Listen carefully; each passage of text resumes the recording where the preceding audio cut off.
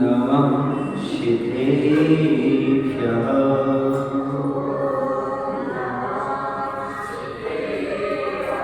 ॐ नमः सिद्धेभ्यः।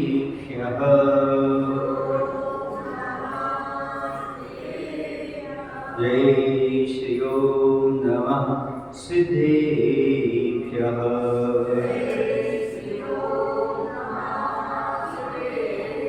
कारुण्यमुपकारम् अरवृन्दाणं तदेव सिद्धाणम् आर्यवच्छायाणं लोयं ये सौसाभूणं लोयं ये सौसाभूणं। बोले पंच प्रवेष्टि भगवान की, देवादिदेव श्री महावीर भगवान की, आचार्य गुरुदेव भगवान श्री विद्यासागर जी महाराज की।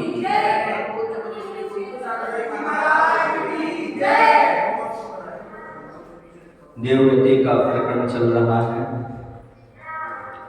और कल लोकांतिक देवों का वर्णन हो गया था। अब समझना है कौन से स्वर्ग के देव मरण कर कितने समय बाद उसी स्वर्ग के देव हो सकते हैं। ये तो आपको पता होगा कि कोई भी देव है वह तत्काल मरण करके उसी भाव से देव नहीं हो सकता। या तो उसे एक भाव त्रिंच का लेना पड़ेगा या मनुष्य का लेना पड़ेगा, उसके उपरांत ही वह देव पर्याय को प्राप्त कर सकता है। समझ गए ना? क्योंकि सीधा देव देव नहीं होता, नारकी नारकी नहीं होता, देव नारकी नहीं होता, नारकी देव नहीं होता, बीच में एक पर्याय लेना अनिवार्य होती है। तो सबसे पहले भवनित्रिक में, भवनित्रिक मतलब भवनवासी व्यंतर व ज्योतिषियों में अंतर मुहूर्त काल का अंतर पड़ता है।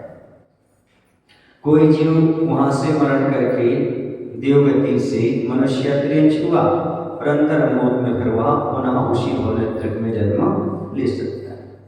सौधर्म ऐसा स्वर्ग में भी अंतर मुहूर्त काल अंतर पड़ता है। सानत कुमार माहिंद्र में मुहूर्त पृथक हो जाता है। पृथक का अर्थ होता है 3 से लेकर के 9 तक, इसके बीच की संख्या 3 से अधिक हो और 9 से कम हो, उसका नाम है पृथक। उस पृथक के आगे मुहूर्त लगा दो, माह लगा दो, वर्ष लगा दो, कुछ भी लगा सकते हो। यदि आपने दिन लगाया तो 3 से अधिक और 9 से कम दिन तो हो जाएगा वह दिन पृथक। और आपने लगाया वर्ष पृथक तो 3 वर्ष से लेकर के 9 वर्ष के बीच। मुहूर्त पृथक तो 1 मुहूर्त 3 मुहूर्त से लेकर के 9 मुहूर्त के बीच तक का जो समय रहेगा वह पृथक में आ जाता है। कितना समय? 3 से लेकर के 9 के बीच का समय पृथक में आता है। और उसे वर्ष लगा दो तो वर्ष आ जाएंगे, मुहूर्त लगा दो तो मुहूर्त आ जाएंगे, दिन लगा दो दिन लगा जाएंगे, माह आ जाए तो माह। फिर ब्रह्मोत्तर में दिवस पृथक, तो दिवस माने 3 दिन से लेकर के 9 दिन के भीतर। लांतव का पृष्ठ स्वर्ग में दिवस पृथक, शुक्र महाशुक्र पक्ष पृथक, पक्ष पृथक माने 3 पक्ष से लेकर के 9 पक्ष के भीतर। यही सतार और सहस्रार में व्यवस्था है पक्ष पृथक की। आनंद प्राणत में माह पृथक, यानी 3 माह से लेकर के 9 माह के भीतर इतना अंतर पड़ सकता है। आरण्यक में माह पृथक, 9 गृहक में वर्ष पृथक और 9 अंश में भी वर्ष पृथक। वर्ष माने आप जानते हैं पृथक माने 3 से लेकर 9 वर्ष तक के। अब 4 अनंतरों में वर्ष पृथक। पर यहाँ पर ये लेना जो अनंतर विमान में जन्म लेंगे, सुने आप लोग कि अनुदेशों में जन्म लेंगे, वो तो नियम से 8 वर्ष के बाद ही समझो। 8 वर्ष अंतर मुहूर्त और 9 वर्ष के पहले, तो बीच में 1 ही वर्ष का गैप। ये सब मतलब दिवस पृथक लगा रहा है उसमें, क्योंकि कोई भी यहाँ जन्म लेगा तो जब तक संप्रसारण प्राप्त नहीं कर लेगा, मनुष्य बना है, और जब तक वह 8 वर्ष अंतर मुहूर्त का नहीं हो जाएगा तब तक संप्रसारण प्राप्त नहीं होगा। और संप्रसारण प्राप्त नहीं होगा तो द्वारा वहां पहुंचना नहीं, कोई सम्यक दृष्टि वहां पहुंच सकता है। समझ रहे आप लोग कि नहीं समझ रहे? ऐसे यहाँ पर तो पृथक का 3 से अधिक एवं 9 से कम संख्या, किंतु ग्रेव नवग्रीव 9 अनुदिश एवं 4 अनुत्तर विमानों में वर्ष पृथक से 8 वर्ष अंतर्मुख से 9 वर्ष तक लेना होगा, क्योंकि कल्पातीत विमानों में मुनि ही जाते हैं और 8 वर्ष अंतर्मुख से पहले मुनि नहीं बन सकते। समझ गए ना, मुनि नहीं बन सकते, इसलिए ये नियम है। अगर आपको समझ संदर्शन की बात नहीं है, कोई संदर्शन तो ऐसा भी हो सकता है कि कोई वहां से लेकर के आ जाए, सम्यक दर्शन क्या लेकर आ जाए, संदर्शन लेकर के आ जाए और चला जाए, लेकिन ऐसा नहीं, क्योंकि जब तक मुनि नहीं बनेगा तब तक वह 9वें ग्रीवा 9 अनुदेश और 5 अनुत्तर विमानों में उत्पन्न नहीं हो सकता। समझ गए आप लोग? 9वें ग्रीवा तो मिथ्या दृष्टि मुनि भी जा सकते, लेकिन उसके बाद 9 अनुदेश और 5 अनुत्तर विमानों में तो सम्यक दृष्टि मुनि महाराज ही जाते हैं। इसलिए यहाँ पर तो 8 वर्ष अंतर्मुख से 9 वर्ष इतना तो कम से कम ले। समझ गए ना आप लोग? चलिए, अब वैमानिक देवों में उत्पत्ति के कारण क्या है? अभी भवनत्र में बताया था पहले। अब वैमानिक देवों, तो वैमानिक देवों में सम्यक दर्शन, देशव्रत और महाव्रत से तो वैमानिक देवों उत्पत्ति होती ही होती है, किंतु मंदकसाई, पीत, पद्म, शुक्लेशा और अनेक प्रकार के तप आदि करने से भी वैमानिक देवों में उत्पत्ति होती है। समझ गए ना? हाँ, तो व्यवस्था वहां की है कि वह इस प्रकार से जन्म ले सकता है। हाँ, ये एक बात अवश्य है कि पीत, पद्म, शुक्लेशा ये आयु बनने के समय होना चाहिए, अशुक्लेशाएं नहीं होना चाहिए। तीनों शुक्लेशाएं होना चाहिए जब वह आयु बंध कर रहा है, और अंत समय वो तो भी वैमानिक देवों में जन्म लेना है तो भी ये 3 शुक्लेशाएं तो चाहिए। अशुक्लेशाओं के साथ वैमानिक देवों में जन्म नहीं होता। समझ गए आप लोग? लिशाएं भाव आपके परिणाम। हाँ, जैसे कृष्ण से आप लोगों ने वृक्ष देखा ना, उस वृक्ष में 6 व्यक्ति हैं, कुल्हाड़ी लिए हुए वृक्ष को जमीन से काट रहा है। मंदिर में देखा आपने शुक्लेशा दर्शन। एक वो है जो टहनी काट रहा है, दूसरा ये है जो वहां की शाखाएं काट रहा है, दूसरा वो है जो वहां पर पके और कच्चे दोनों फल गिरा रहा है, एक ऐसा है जो मात्र पके फल गिरा रहा है, एक वो है जो जमीन में जो गिर गए जो उठा रहा है। ये सब परिणाम दर्शा है। कृष्णेशा के परिणाम ऐसे होते हैं, वो क्या करता है, पेड़ ही उखाड़ना चाहिए, परिणामों का आधार है। समझ गए ना आप लोग? हाँ, तो 3 शुक्लेशा कौन सी बनेगी? जो या तो क्या कर रहा है, पके कच्चे दोनों फल ले रहा है, या मात्र पके फल ले रहा है, या फिर जमीन में पड़े फल ले रहा है। ये शुक्लेशा के प्रतीक है। पेड़ काटना, टहनी काटना, शाखा काटना, ये अशुक्लेशा के प्रतीक है। समझ गए आप लोग कि नहीं? हाँ, तो ऐसे परिणाम जिसमें अहित ना हो, किसी का अपना हित हो, दूसरे का भी हित हो, ऐसा कार्य करना शुक्लेशा के अंतर्गत आता है। पूरा पेड़ ही उखाड़ दो, खाना क्या है, फल। जिह्वा की लोलुपता के लिए इतना बड़ा पाप कर दो, तो ये कृष्णेशा के परिणाम। समझ ना?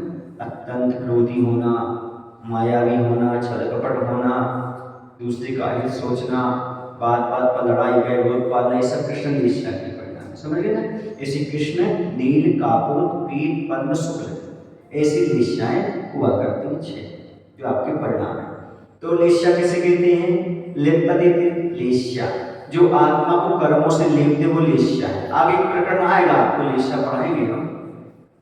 या कसाय से अनुरंजन योग की प्रवृत्ति का नाम लेशा है। जहां पर कसाय हो और आपकी मनोचित्कार की प्रवृत्ति चल रही है, उसका नाम क्या होता है? लेशा। सभी देवों में आपस में बड़ा प्रेम रहता होगा, यद्यपि अधिकांश देवों में शुक्लेशा होने के कारण प्रीति भाव रहता है, परंतु कुछ देवों में नियम से ईर्षा भाव रहता है। नियम से रहता हूं, कैसे रहता है? तो जैसे चरम इंद्र, असुर कुमारों में का जो इंद्र होता है चरमेंद्र, वह नियम से सौधर्म इंद्र से ईर्षा भाव रखता है, द्वेष भाव रखता है। बेरोचन जो असुर कुमार में इंद्र होता है, वह भी ऐसा इंद्र से नियम से देश भाव रखता है। भूतानंद नाग कुमारों में जो इंद्र होता है वह बेनु से, और स्वर्ण कुमार में जो इंद्र होता है वह धर्णानंद, और नाग कुमार में जो इंद्र होता है वो वेणुधारी से स्वभावता ही नियम से ईर्षा करते हैं। ये इनका सिद्धांत। वहां भी ईर्षा है, हाँ निश्चित है, वहां पर शारीरिक दुख नहीं है लेकिन मानसिक दुख है। और जब मानसिक दुख हो तो कुछ भी पसंद नहीं आता, शरीर के कोई भी सुख रखे हो तो अच्छे नहीं लगते। अब देवों में कितनी शक्ति होती है, पहले जैसे ने बताया था, फिर बता देते हैं। एक पल्योपम प्रमाण आयु वाला देव पृथ्वी के 6 खंडों को उखाड़ने के लिए और उसमें स्थित मनुष्यों त्रिंचों को मारने अथवा उनकी रक्षा करने में समर्थ है। कितनी आयु वाला? एक पल्योपम की आयु वाला देव इस प्रकार की क्षमता रखता है।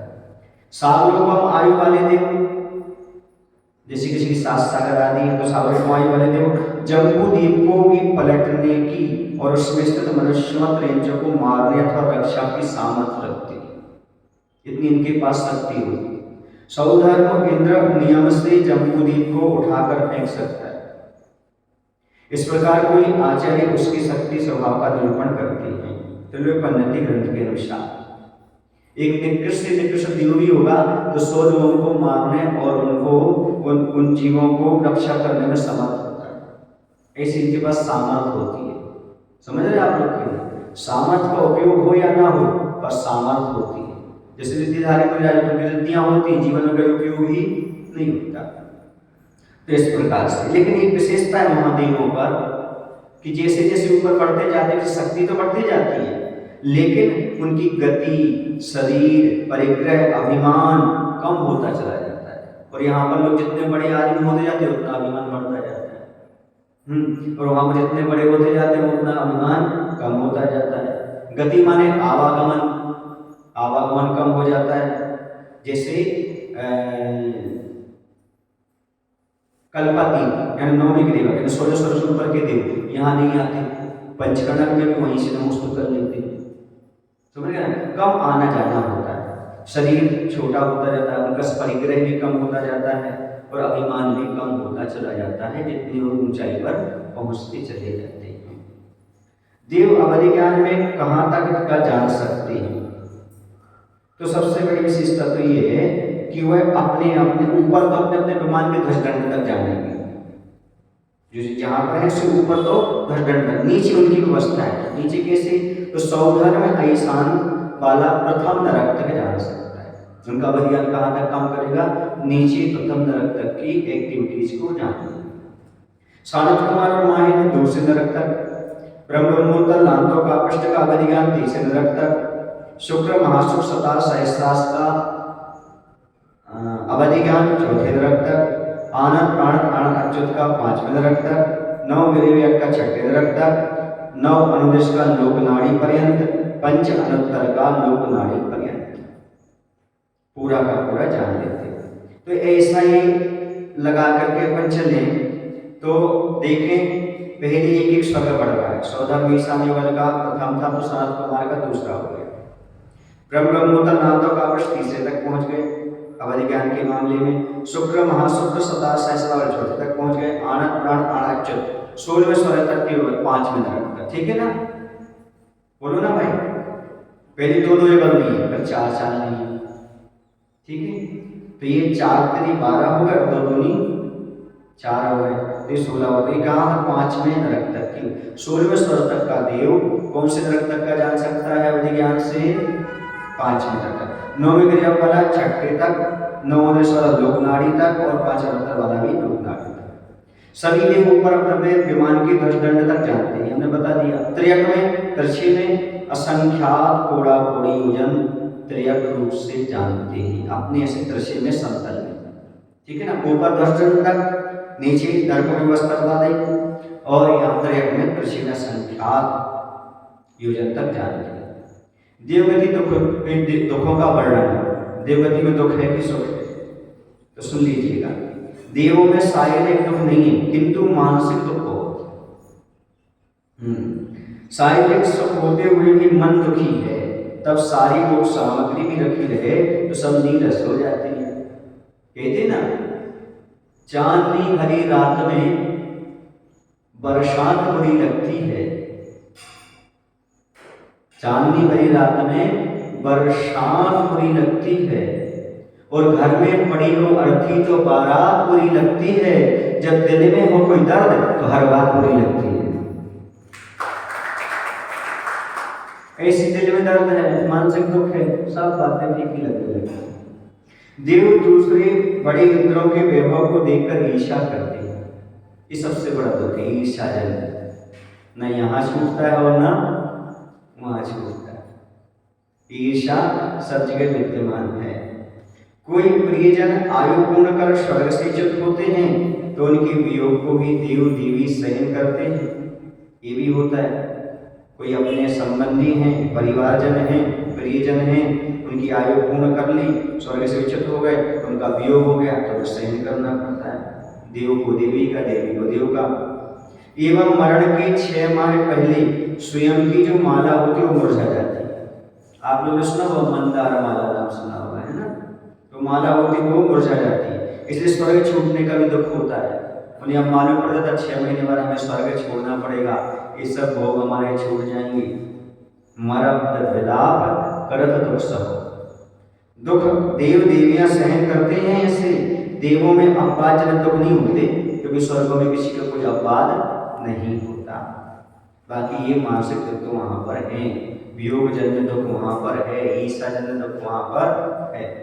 देवगति में कितने गुण स्थान होते हैं? तो देवगति में 1 से 4 तक गुण स्थान होते हैं, क्योंकि वहां भी असंयम ही होता है। क्या होता है वहां पर? असंयम ही होता है, वहां पर संयम नहीं होता, नहीं ले सकते। 100 इंद्र कौन कौन से हैं आप तो सुनते ना, 100 इंद्रों से हमारे प्रति इंद्रों से भगवान पूज्य हैं। भवनालय 40 व्यंतर देवा हंति बत्तीसा, कप्पामर 24 चंदो सूरो नरो त्रियो। ये 100 इंद्र हुआ करते हैं। भवनवासी देवों के 40 इंद्र होते हैं, वैमानिक देवों के, व्यंतर देवों के 32 होते हैं, और वैमानिक देवों के 24 होते हैं। भवनवासी देवों के 40 इंद्र, व्यंतर देवों के 32 इंद्र, वैमानिक देवों के 24 इंद्र, ज्योतिषी देवों में सूर्य 1 इंद्र, ज्योतिषी देवों में चंद्रमा 1 इंद्र, मनुष्यों में चक्रवर्ती 1 इंद्र, उत्तरेंचों में शेर सहित 1 इंद्र। मनुष्य में चक्रवर्ती को, उत्तरेंचों में शेर को, ऐसे मिलाकर के 100 इंद्र हुआ करते हैं। समझ गए ना? आप लोगों ने अभी पढ़ा कि एक भवतारी कौन होते हैं, तो बता दिया था एक भवतारी का। आज अपन 2 भवतारी कौन होते हैं? द्विचरम शरीरी, द्विचरमा, विजयादिशु द्विचरमा। तो उसमें आया है विजय, वैजयंत, जयंत और अपराजित। सर्वसिद्धि वाले तो एक भव अवतारी होते हैं, लेकिन उसमें जो 4 बचे, विजय, वैजयंत, जयंत और अपराजित, ये विमान में रहने वाले देव और 6 शब्द से 9 अनुदेश भी दे देते हैं। क्या ले लेते हैं? 9 अनुदेश। इनको 2 भव अवतारी कहते हैं, क्योंकि इनका संदर्शन नीचे जाके नहीं छूटता है, तो फिर वह 2 अवतारी होते हैं। ये लेकिन 2 भव कैसे लेना? मनुष्य भव लेना। तो जैसे वहां स्वर्ग में थे, उसके बाद नीचे गए, मनुष्य बने, फिर मुनि बन करके फिर उसी स्वर्ग में आए, फिर नीचे मनुष्य बने, ऐसे फिर मोक्ष है। ऐसे 2 भव लेना, तो ये होते, समझ गए ना? और भी बहुत सारी विशेषताएं देवताओं की हुआ करती हैं, जो देवों में होती हैं। जैसे अपन समझे तो सौधर्मेंद्र का परिवार कितना होता है, तो सौधर्मेंद्र का परिवार जो होता है 32 लाख विमान होते, कितने होते हैं? हाँ, सौधर्मेंद्र की। और 33 त्रायस्त्रस होते। त्रायस्त्रस समझते हो? बताया था, 33 होते सभासद। 84,000 उनके आत्मरक्ष होते, 3 पारिषद होते, 7 अनीक सेना, 84,000 सामान्य देव होते हैं, 4 लोकपाल होते हैं, 8 पट्ट देवियां होती हैं, 40,000 बल्लभिकाएं होती हैं। ये पट्ट देवियां एवं बल्लिकाएं अपने अपने 16,000 रूप बनाने में समर्थ होती हैं, और प्रत्येक पट्ट देवी एवं बल्लभा की 16,000 देवियां सेवा करती हैं। तो कुल मिला के कितनी देवियां हो जाएंगी सौदारविंद की? तो सौदारविंद की ज्येष्ठ तो 8 देवियां हो गई, इनकी 16,000 परिवार देवियां हो गई और 32,000 बालिकाएं हो गई, जो प्रत्येक 16,000 की क्रिया करती हैं, अतः 1,28,000 हो गई। और 51 करोड़ 20 लाख और 1 प्राण बल्लभा और 4 महात्री देवियां, इस प्रकार कुल मिलाकर के यदि अपन लगाएं तो 51 करोड़ 22 लाख 88,000 13 देवियां सौधर्म आदि इंद्रों की हो जाया करती है। अब हम थोड़ा सा और देख लेते हैं कि मनुष्य लोक में कितने सूर्य और चंद्रमा होते हैं, सुने ना। और पूरे 2.5 दीप में कितने होते हैं? तो पूरे 2.5 दीप में 132 सूर्य और 132 ही चंद्रमा होते हैं पूरे 2.5 दीप में। 2.5 दीप बताया था आप लोगों को। तो कैसे होते? तो जम्बू द्वीप में 2 सूर्य 2 चंद्रमा होते हैं और ग्रह 176 होते हैं और नक्षत्र 56 होते हैं। यदि आप लोग चाहो तो आपके इसमें मिल सकता है, आप देखें तो शायद जैन भूगोल अध्याय 5 देखिए आप ना, जैन भूगोल, उसमें आपके लिए इसका प्रकरण मिल सकता है। और 28 नंबर का प्रश्न हो सकता है कि मनुष्य लोक में सूर्य चंद्रमा आदि। तो जम्बूद्वीप में 2 चंद्रमा और 2 सूर्य, 176 ग्रह और नक्षत्र 56, और लवण समुद्र में 4 सूर्य और 4 चंद्रमा और ग्रह 252 और नक्षत्र 112। धातु खंड में सूर्य 12, चंद्रमा 12 और ग्रह जो होते हैं 1056 और नक्षत्र 336 हो जाते हैं। कालो नदी में 42 चंद्रमा 42 सूर्य होते हैं, 3,696 ग्रह होते हैं और 1176 नक्षत्र होते हैं। पुष्कराल में 72 सूर्य 72 चंद्रमा, 6,336 ग्रह और 2,016 नक्षत्र। तो कुल मिलाकर 132 हो जाते हैं। याद करने के लिए सूत्र बताएं आपको, जदो। जदो माने जम्बूद्वीप में 2 सूर्य 2 चंद्रमा, या शब्द ले लो जदो, जम्बूद्वीप में 2 सूर्य चंद्रमा। लचार लवण समुद्र में 4, धवारा धाती खंड में 12 सूर्य 12 चंद्रमा का 42, मतलब कालो नदी में 42 और 72 माने पुष्कर में 72। समझ गए ना? कैसे समझे? जदो, लचार, धवारा, 42, 72। समझ गए ना? इस सहज। अब ये तो हो गए अढ़ाई दीप के भीतर के ज्योतिषी देवों की संख्या, ठीक है ना, संख्या है। किंतु संपूर्ण त्रियक लोक में ज्योतिषी देवों की संख्या असंख्यात है। ये अढ़ाई दीप के बाहर जो असंख्यात द्वीप समुद्र है ना, उसमें इनकी संख्या तो असंख्यात है। एक चंद्रमा का कितना परिवार है? तो ये चंद्रमा के परिवार में 1 सूर्य आ जाता है, 28 नक्षत्र आ जाते हैं और 88 ग्रह आ जाते हैं और 66,975 कोड़ा कोड़ी तारे होते हैं। समझ गए? कितने तारे हैं आपके ऊपर जो दिखाई देते हैं? कितने? 76,975 कोड़ा कोड़ी। कोड़ा कोड़ी समझते हो? 1 करोड़ में 1 करोड़ का जितना गुणा करो उतनी संख्या से कोड़ा कोड़ी। इतने तारे आसमान में ये जो आपको दिखाई देती है, गिनती है इनकी। कोई पूछे तो बता देना। 66,975। अभी क्या बोल दिया था? 76 बोल दिया था। कोई बात नहीं, सुधार लो, हो जाता है। 66,975। एक सूर्य जम्बूद्वीप की पूर्ण प्रदक्षिणा कितने दिन में करता है? तो 2 दिन में करता है। 2 दिन मतलब दिन और रात में कर लेता है। एक चंद्रमा जम्बूद्वीप की पूर्ण प्रदक्षिणा कितने दिन में करता है? तो 2 दिन से अधिक समय लगता है, इसलिए इसे चंद्रोदय में हीनादिकता आती जाती है। क्या सभी ज्योतिषी देव गमन करते हैं? नहीं, सभी ज्योतिषी देव नहीं करते। अढ़ाई द्वीप और 2 समुद्र में अर्थात समस्त मनुष्य लोक में 5 प्रकार के ज्योतिषी देव निरंतर गमन करते रहते हैं। मनुष्य लोक से बाहर की सभी बहिरवस्थिता, ऐसा सूत्र आता ना तत्व सूत्र में। तो मनुष्य लोक के बाहर के सभी ज्योतिषी देव स्थिर रहते हैं, वो गमन नहीं करते। हाँ, दिन रात कैसे होते हैं? दिन रात होते नहीं, कैसे होते हैं? तो मध्य लोक के सुमेरु पर्वत की चूलिका से एक बाल की मोटाई प्रमाण स्थान के बाद स्वर्ग प्रारंभ हो जाते हैं। सुने ना, तो जो सूर्य है जब सुमेरु पर्वत के पूर्व पश्चिम में होता है, कहाँ होता है? सुने आप लोग, जब सूर्य सुमेरु पर्वत के पूर्व पश्चिम में होता है तब पूर्व विदेह और पश्चिम विदेह क्षेत्र में दिन एवं भरत और ऐरावत क्षेत्र में रात्रि हो जाती है। और जब सूर्य सुमेरु पर्वत के दक्षिण उत्तर में होता है तब भरत ऐरावत क्षेत्र में दिन एवं विदेह क्षेत्र में रात्रि हो जाती है, क्योंकि वो ऊट में आ जाता है सर सूर्य, तो यहाँ अंधेरा हो जाएगा। जब इस तरफ सूर्य आएगा तो वहां अंधेरा हो जाएगा, समझ गए? बीच में आ जाएगा सुमेरु पर्वत। एक अब ऊर्ध्वलोक जो है वह कहाँ है? तो मध्यलोक के सुमेरु पर्वत की चूलिका से एक बाल की मोटाई प्रमाण स्थान के बाद स्वर्ग प्रारंभ हो जाता है।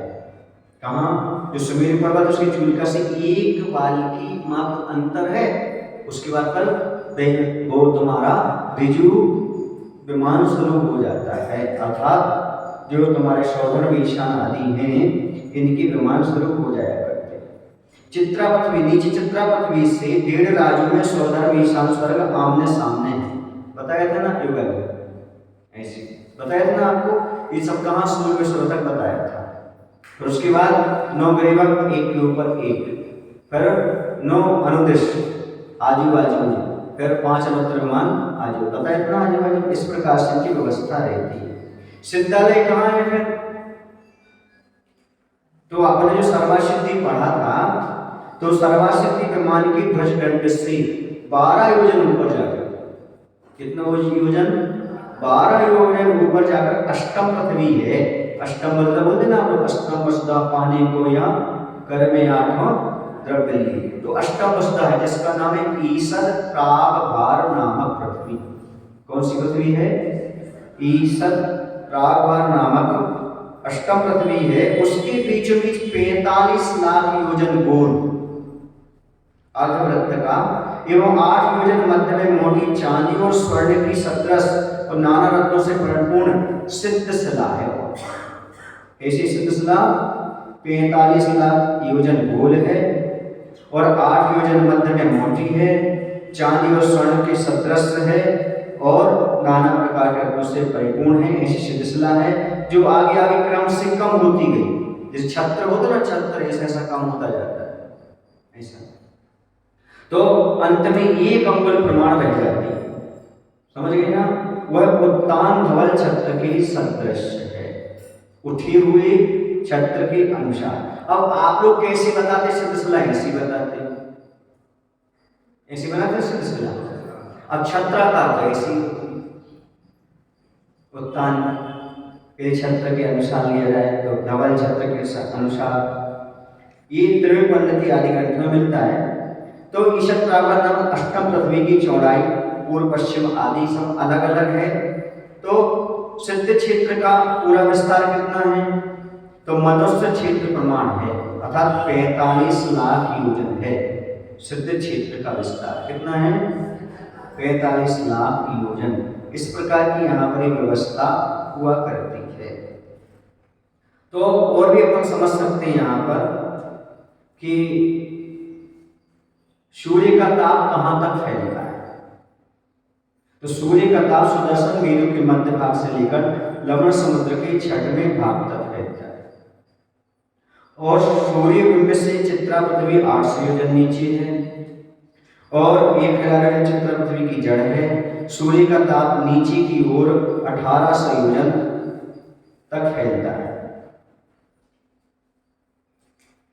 अर्थात अपन 72 लाख मील ले लेंगे, 1800 योजन मतलब। सूर्य बिंब से ऊपर 100 योजन पर्यंत ज्योतिर्लोक है, अतः सूर्य का ताप ऊपर की ओर 100 योजन मतलब 4 लाख मील दूर तक फैलता है। ऐसी इनकी यहाँ पर व्यवस्था होती है। विज्ञान कहता है कि पृथ्वी घूमती है और जैन दर्शन कहता है कि पृथ्वी स्थिर रहती है। सूर्य और चंद्रमा सुमेरु पर्वत की प्रदक्षिणा करती है। सुमेरु पर्वत अर्थात पृथ्वी स्थित है एवं सूर्य चंद्रमा उसकी प्रदक्षिणा करती है। समझ गए आप लोग कि नहीं? ऐसी व्यवस्था यहाँ पर हुआ करती है।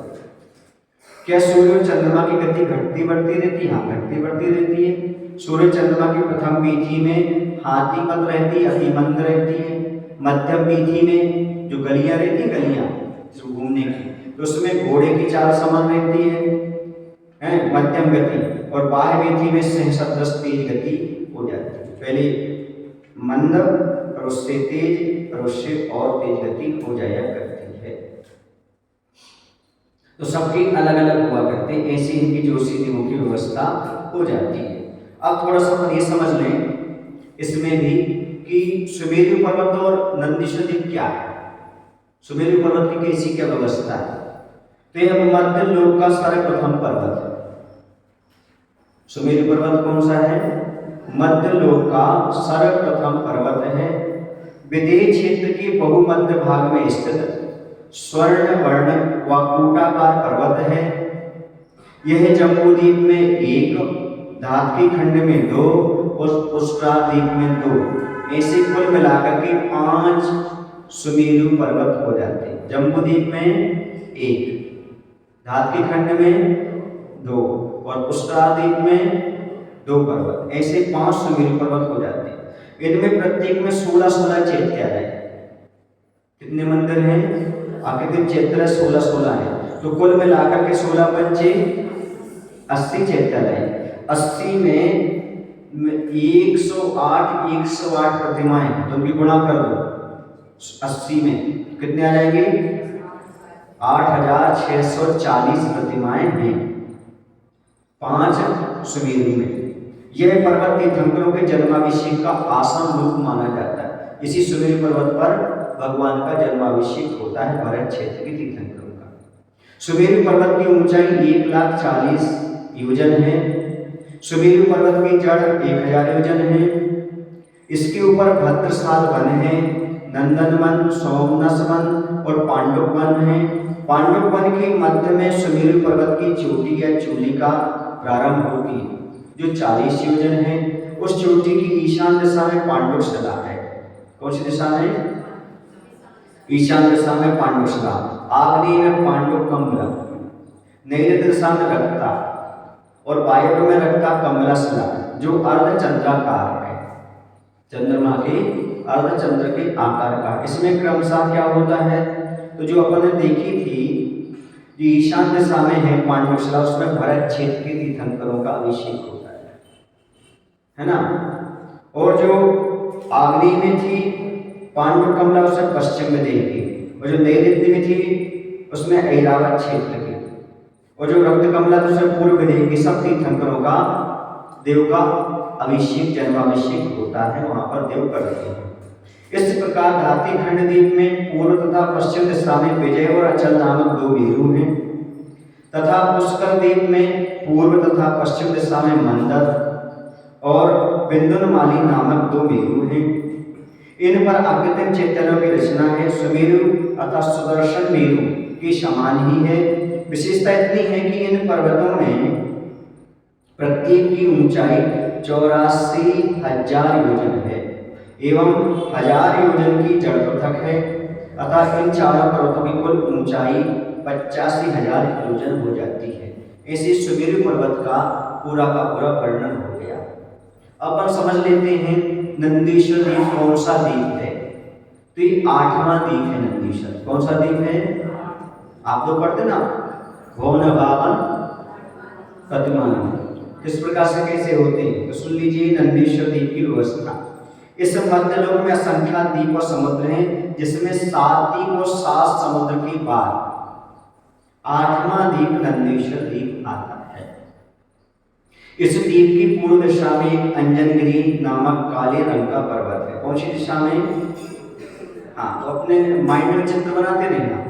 पूर्व दिशा में, सामने पूर्व दिशा है, तो इस दिशा में जो है ना एक अंजनगिरी नामक काले रंग का पर्वत, उसकी चारों ओर वो बीच में हो गया। अब उसकी चार ओर क्या लेना है, 1,00,000 योजन छोड़कर 4 वापिकाएं पानी भरा हुआ है। प्रत्येक वापी की चारों दिशाओं में अशोक, सप्तपर्ण, चंपक और आम्र नामक 4 वन हैं। इस द्वीप की एक दिशा में 16 और चारों दिशाओं में कुल 64 वन हो गए। 16 चौको 64 वन। प्रत्येक वापी के मध्य में सफेद रंग वाला दधिमुख नाम का एक पर्वत है। अब जो वहां पर वापी है, उस वापिकाओं में मध्य में सफेद रंग का एक दधिमुख नाम का एक पर्वत है। प्रत्येक वापी की चारों कोनों पर लाल रंग की 4 रतिकर पर्वत हो गए, है ना। क्या हो गया, एक तो हो गया दधिमुख एक पर्वत, और 4 हो गए रतिकर पर्वत। अभ्यंतर रतिकरों पर देव पीड़ा करते हैं। जो अंदर के हैं उन रतिकरों में देवता आकर के भ्रमण करते रहते हैं। एवं बाह्य रतिकरों पर जलमंदिर है। बाह्य जो रतिकर उसमें क्या है, जलमंदिर है। इस प्रकार एक दिशा में एक अंजनगिरी हो गई और 4 हो गए दधिमुख एवं 8 हो गए रतिकर पर्वत। एक दिशा में एक अंजनगिरी, 4 दधिमुख और 8 रतिकर पर्वत है। इनके ऊपर 13 आकृतिक चैत्यालय हैं। समझ गए कैसे हो गए, 8 और 4 12 और 1 13। अंजनगिरी का 1, दधिमुख का 4 और रतिकर का 8, तो कुल मिला कितने हो गए 13 आकृतिक चैत्यालय। इसका शेष 3 दिशाओं में भी लगा लेना। ये अपने पूर्व दिशा लगाई, इसी पश्चिम में लगा लेना, उत्तर दक्षिण लगा लेना। तो 13 और 13 चैत्यालय प्रत्येक में है, तो कुल मिलाकर 13 चौको 52 आकृतिक चैत्यालय है। प्रत्येक मंदिर में 108 जिनमें रत्न की रत्नों की जिनमें है। एक चैत्यालय में कितनी 108 और 52 में, तो गुणा कर देना इनका। देवी देवताओं के मन को आकर्षित करने वाली ही 500 धनुष की पद्मासन प्रतिमाएं हैं। उनके नाखून, चेहरा लाल, आंखें काली और सफेद भौं काली, सर के बाल काले शोभा देते हैं। मुख मुद्रा ऐसी लगती है जैसे पापों को हरण करने वाली दिव्यधनी कृति है। रत्नमयी प्रतिमा में करोड़ों सूर्य और चंद्रमा की भी आभा उन प्रतिमाओं के प्रकाश के आगे फीकी पड़ जाती है। वे प्रतिमाएं बोलती नहीं है, उन्हें देखकर ही सम्यक दर्शन प्राप्त हो सकता है। और सुख देने वाली प्रतिमाओं को हम क्या करते हैं, यहीं से नमस्कार करते हैं इसी प्रतिमाओं के लिए। वहां पर क्या व्यवस्था है, मनुष्य तो जा नहीं सकते क्योंकि ढाईदेव के आगे अर्थात मानसरोवर पर्वत के आगे मनुष्यों का जाना नहीं है। तो वहां पर कौन अभिषेक पूजन करता है, तो सौधर्म इंद्र आदि देवगण अष्टांगिका पर्व में अपने परिवार सहित इन प्रतिमाओं का अभिषेक पूजन करने आते हैं। पूर्व दिशा में कलवासी देव सबका बटा हुआ है, कौन समय किसको करना, कहाँ कौन सी दिशा में कौन समय, चारों निकाय के देवों के सबके अलग अलग समय बटे हुए हैं। तो पूर्व दिशा में कलवासी देव दोपहर में 6 घंटे तक, दक्षिण दिशा में भगवासी देव दोपहर तक, पश्चिम दिशा में व्यंतर देव दोपहर तक तथा उत्तर दिशा में ज्योतिषी देव दोपहर तक भक्ति भाव से पूजन करते हैं। फिर उसके बाद परिवर्तन आ जाता है। दोपहर में 6 घंटे बाद उनका क्रमशः परिवर्तित होता है। कलवासी देव दक्षिण दिशा में आ जाते हैं, भवनवासी देव पश्चिम दिशा में, व्यंतर देव उत्तर दिशा में और ज्योतिषी देव पूर्व दिशा में आ जाते हैं। इसी प्रकार दोपहर बाद पुनः परिवर्तन होता है, पुनः दोपहर बाद परिवर्तन होता है। तो कैसे होता है, दूसरे दिन पुनः कल्पवासी आदि चारों निकायों के देव पूर्व आदि दिशाओं में क्रमशः दोपहर तक पूजा करते हैं। इस ऐसा क्रम परिवर्तन आगे 8वें दिन तक चलता रहता है। वहां दिन रात का कोई भेद नहीं होता, ऐसी व्यवस्था। मनुष्य वहां नहीं जा सकते, वे यहाँ पर ही जिनालयों में नंदीश्वर देव के जिनालयों की स्थापना करके पूजन करते हैं। अष्टांगिका पर्व में आप लोग क्या करते हो, पूजन आदि यहीं से कर लिया करते हो। ऐसी सुमेरु पर्वत की और नंदीश्वर देव की इस प्रकार की व्यवस्थाएं हो जाती हैं। अब प्रश्न ये उठता है, जो स्वधर्म आदि स्वर्ग हैं, इनकी विमान कैसे टिकी हुई है, किसके आधार पर ये विमान। तो स्वधर्म युगल के विमान घन स्वरूप जल के ऊपर तथा सनत कुमार युगल के विमान पवन यानी हवा रूप घन के ऊपर स्थित है और ब्रह्म आदि 4 कल्प जल व वायु दोनों के ऊपर आनत प्राणत आदि शेष विमान शुद्ध आकाश में स्थित हैं। सुनिएगा, जैसे वृक्ष होता है, वृक्ष के चारों ओर छाल होती ना, है ना, इसी प्रकार से जो वलय होती हैं लोग को घेरे हुए हैं, इसी प्रकार से यहाँ पर ही वलय बन जाती, कहाँ पर, स्वर्गों के नीचे, विमानों के नीचे। तो कैसे बनती है, तो घन स्वरूप जल, मतलब वो घनाकार जल रहता है, उसमें भरा हुआ रहता है, तो उसके ऊपर सौधर्म युगल रहता है, सौधर्म और ईशान, है ना, फिर उसके ऊपर सानत कुमार युगल रहता है, तो उसके बीच में क्या रहता है, तो उसके बीच में हवा वाला वो आधार ठोस रहता है जिससे वह टिका रहता है। इसके बाद जो होते हैं ब्रह्मादि चार कल्प, जल और वायु दोनों की मिश्रण जो व्यवस्था रहती है उसमें रहती है। तो उसके बाद आनंद और प्राण आदि जो रहते हैं वो शुद्ध आकाश में स्थिर रहते हैं, उनके नीचे कोई भी आधार नहीं होता, ऐसे इनके स्थिर रहने की व्यवस्था होती है। अब तृष्णाली होती है, सुने आप लोग की नहीं, ये लोक है, लोकाकार तो है, इसके बीचों बीच तृष्णाली होती है। क्या होती है, जिसमें त्रसजीव पाए जाते हैं, उसके बाहर त्रसजीव नहीं पाए जाते, बाकी जो होते एक इंद्रिय जीव पाए जाते हैं, स्थावर जीव। तो तृष्णाली कैसी होती है, तो लोक के मध्य भाग में एक राजू लंबी, एक राजू चौड़ी और कुछ कम 13 राजू ऊंची तृष्णाली होती है। आपने देखा कभी बीच बीच में ऐसी दो लाइनें खींची रहती हैं लोग की, वो कहलाती है बीच बीच तृष्णाली। तृष्णजीव उसी में पाए जाते हैं, 2 इंद्रिय, 3 इंद्रिय, 4 इंद्रिय और पंचेंद्रिय सेन इसी में पाए जाते हैं, एक इंद्रिय पाए जाते हैं, लेकिन इसके बाहर जो है ना 2 इंद्रिय वाले जीव नहीं पाए जाते तृष्णाली के बाहर। तो ये इसकी व्यवस्था होती है। तो कुछ कम 13 राजू ऊंची हो जाती है। कैसे हो जाती है, लोक नाड़ी 14 राजू है, जिसमें एक राजू कलम कला नामक स्थावर लोक है। बताया था ना, नीचे नरकों में जो 7वीं पृथ्वी, उसके नीचे एक पृथ्वी और है जिसका नाम कलम कला बताया था, जिसमें पंच स्थावर पाए जाते हैं, ऐसा। तो वो उतना स्थान छूट जाएगा, अतः इसमें त्रसजीव नहीं रहते एवं सप्तम पृथ्वी के मध्य भाग में नारकी रहते हैं। नीचे आदि ये 3999 सही 1/3 योजन ये त्रसजीव यहाँ पर नहीं पाए जाते। इसी का सर्वासिद्धि विमान से ईशत प्रागभार का अंतर 12 योजन है, अर्थात 96,000 धनुष है, एवं ईशत प्रागभार की मोटाई 8 योजन है, अर्थात 64,000 धनुष है, एवं तीनों शिखरवर्ती पाद वलय 2 कोष यानी 4,000 धनुष और 1 कोष बराबर 2,000 धनुष एवं 1575 धनुष इस क्षेत्र में त्रसजीव नहीं रहते, समुद्र भाग को छोड़ करके और उपपाद को छोड़ करके। इस प्रकार से ऐसी तृष्णाली बन जाया करती है। 13 राजू ऊंची तृष्णाली है, कुछ कम 13 राजू ऊंची बन जाती है। समझ गए ना, ये तृष्णाली की पूरी व्यवस्था है। तृष्णाली को छोड़ करके हमारा मन तृष्णों का और कहीं जन्म नहीं होता।